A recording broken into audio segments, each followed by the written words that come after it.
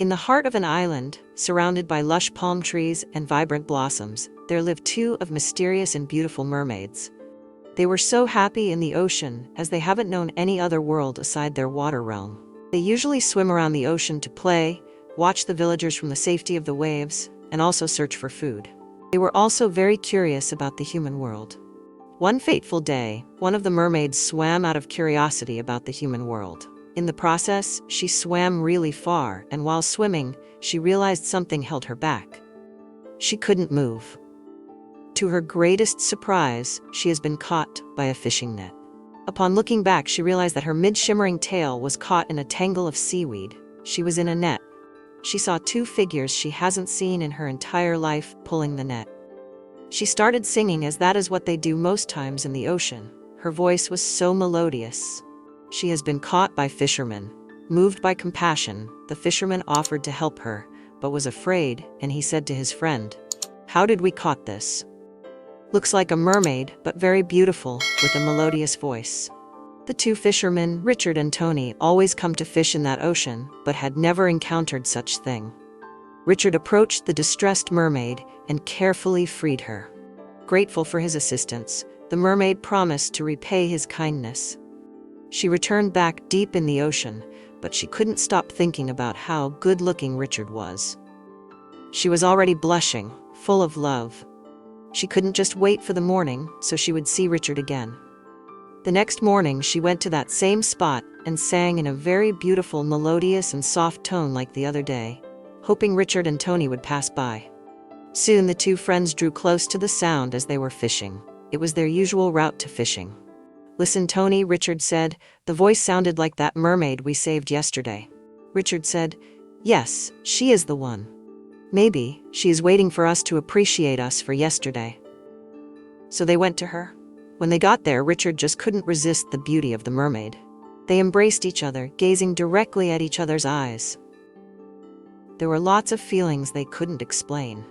Slain with love, Richard was speechless. The mermaid said, "Hey, I just want to say thank you. So I came here. I was thinking perhaps you would pass by as my instincts directed me, and you did pass by. I have brought this gift for you and your good-looking friend for saving my life yesterday. You didn't have to do that, but you did, and I'm very grateful for it." She said, "This is the least I can do for saving my life." She handed the gift over to Richard. Richard was engrossed with her beauty, and he was speechless, staring at her, his stomach. "Sorry, I forgot to introduce myself. My name is Richard, and this is my friend Tony. We do come here often to fish for our family, one of our means of survival." Without missing words, Richard whispers in the mermaid's ear, saying, "Meet me here tomorrow by 4 p.m. The mermaid smiled and nodded in agreement. So the friend left and continued their journey. They had a very great catch that day and made lots of sales. After selling the fishes in the market, Richard couldn't stop thinking about the mermaid, and the mermaid was thinking about him all night too. As their meeting time drew near, the mermaid dressed eagerly to meet Richard. Her friend noticed the change in her attitude, always smiling and blushing like someone who is in love. She asked her, "What is going on?" She replied, "Nothing really, but don't worry. I will tell you all about it when I come back." "Come back from where?"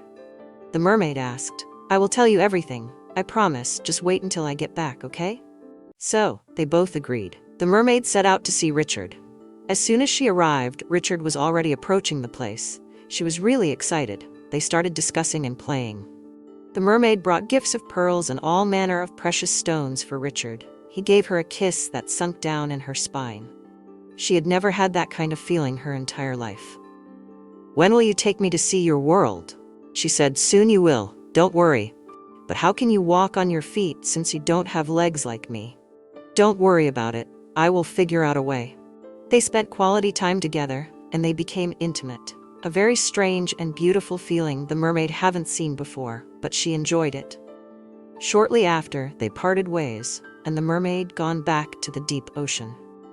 When the mermaid returned back to her friends, they were already at her place, waiting to get the full gist of everything that happened. She kept smiling as her heart was beating so fast. "I think I'm in love with this person." They asked, "Please don't shout when I tell you, okay?" "We would," they agreed. "He's a human." "A human?" "Girl, how did you do it? I've always wanted to test a human. Can we see him?" "Don't worry, you will see him soon," she replied. Days turned into weeks and weeks turned into months. Richard and the mermaid saw each other every single day at their usual spot. Each visit was with gifts. Soon, Richard stopped fishing. He said to himself, "I have to stop work now. All I need to do is to just continue seeing the mermaid.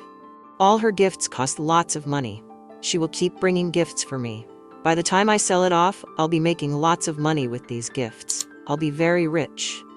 So, why do I need to go fishing again?" One day, Tony said to Richard, "Be careful, my friend. I'm not sure you are really in love with this mermaid. You only love her money. You thought you loved her, but you are not. You are consumed by the gifts she gives you every day. Remember, you are engaged." "Richard is engaged in the village, about to be married." Richard replied, "Forgot that engagement. I am talking about the beautiful mermaid who gives me everything I want. You are here talking about one stupid engagement. Can't you see?" Tony exclaimed. "You don't love her, but the gifts she showers on you. I can see the mermaid loves you so much. Mermaid is not what you play with. Don't say I didn't warn you." "Everything is under control, my friend. If you say so," Tony replied. On this special day, the mermaid went to their usual spot, and this time she went with her friends because she promised them they were going to meet him. When they saw Richard, they were all speechless, lost in thought. They continued to stare at him in amazement. They've never seen a human as charming as Richard. Lucy, one of the mermaid's friends, said in her heart, "This our friend is a wicked girl. Look at what she's enjoying alone. What happened to all of us sharing?" Because they all share everything. So she plotted a way to get herself to Richard. One day, the mermaid fell ill and wasn't able to see Richard. So she sent Lucy to go to their spot and deliver the message to Richard. That was Lucy's chance to snatch Richard from the mermaid. She went with numerous gifts, more than what the mermaid had ever brought for Richard.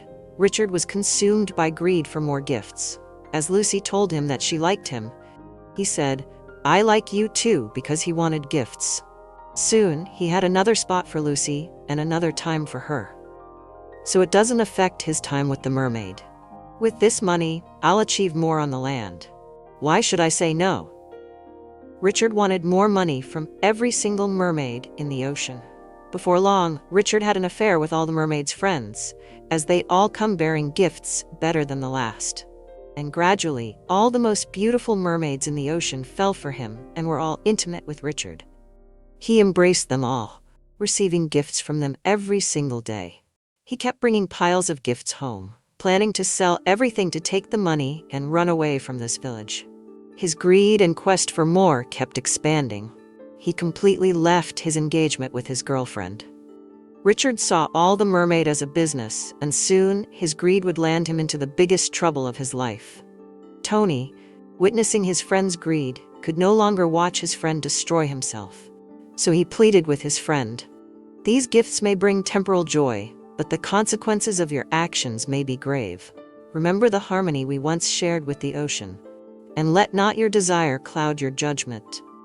Yet, Richard remained unmoved, blinded by his insatiable appetite for more. All the mermaids, growing desperate to win his affection, offered him their most precious possession. This continued for a long time. One day, the mermaid swimming through the ocean, in a time different from when she normally meets Richard, she saw one of her mermaid friends, Lucy and Richard, playing affectionately. She was so mad, but she didn't confront them. When Lucy returned, she asked her what she was doing with Richard. "He is my man," Lucy replied. "You are so wicked. How can you have such a handsome human all to yourself? I like him too, and you won't have him alone." The mermaid was so angry, she called all her friends and asked how many of them were seeing Richard. They all admitted, "I like him too. I am having an affair with him," and she discovered that all her friends were having an affair with Richard. So, the battle to be chosen began. The once peaceful mermaids became quarrelsome as they would fight each other because of Richard. Something unbelievable happened. They all found out they were all pregnant, and it was a huge news in the ocean. Soon, the news got to the queen and the ruler of the ocean, and she summoned all the mermaids. They all gathered around her as she began to question them one after the other. The mermaid said, "My queen, I met him first. Then, I introduced him to my friends, and they took him from me. I thought they were my friends. The queen said, I've always known that you have very big eyes. You trust too much, and that's your problem. Sometimes you let your results speak, not telling people about your process. They will follow the process and get the results before you. Never share your personal affairs with your friends. You have learned the hard way. But I still love him, the mermaid said. That is your problem. Does he love you the same? Now, listen, all of you. I have always told you to stay away from this human, that they will destroy you, but you refuse to listen. Though I have come across some really good ones, the majority of them are evil. You are all sisters and daughters of the ocean. How dare you fight yourself because of a common man, not just fighting, and you are all pregnant for him. One man. How could you all do this? I am so disappointed in all of you. Listen, the man you are fighting and dying to doesn't love any of you. Sure, he loves me, the mermaid said.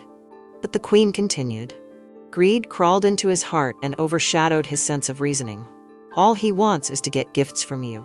Can't you see? He plans to sell them and be wealthy, and then leave all of you by traveling out of the village. They didn't believe the queen.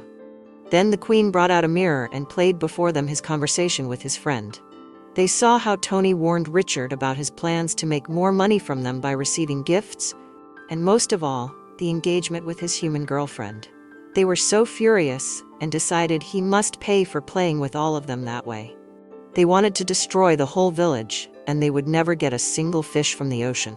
But the queen said, I will permit you to do whatever you want to do with him, but leave the village alone. For the sake of the friend who have always rebuked and warned him about his actions, leave the village and deal with the culprit. Devour him, do as you please with him. So they decided they would bring him to the ocean and allow him to be beaten by sea beasts. But the mermaid pleaded with them because they were all carrying his child. Besides, she sincerely loved him, she said. He saved my life. I know he did wrong. He is a good man. It's just that he allowed greed to consume him. So all the mermaids took everything they had ever given to Richard. They shared them equally among themselves, but the mermaid took a portion and gave them to Tony, Richard's friend. She said to him, You are a good man. You deserve this, and more. You've been warning your friend just that he refused to listen. He is a good man too, but I don't know why he allowed greed to come into his heart and destroy his soul. They afflicted Richard with an incurable disease which he struggled with for the rest of his life. And he died as a single man and never had kids on the land because of his greed. And he was never married. The moral of this story is that greed is like wildfire. It starts gradually without you even knowing it. And before you know it, it spreads uncontrollably until it lands you into the trouble of your life. Also, learn to shut your mouth. Allow your resort to speak. When you tell people your process, they will get your resort. If the mermaid had kept quiet, no one would have known about Richard. Perhaps they would have gotten married. She lost the love of her life because she talked too much. Thank you so much for watching. If you like the video, please subscribe to the channel and don't forget to share it with your family and friends.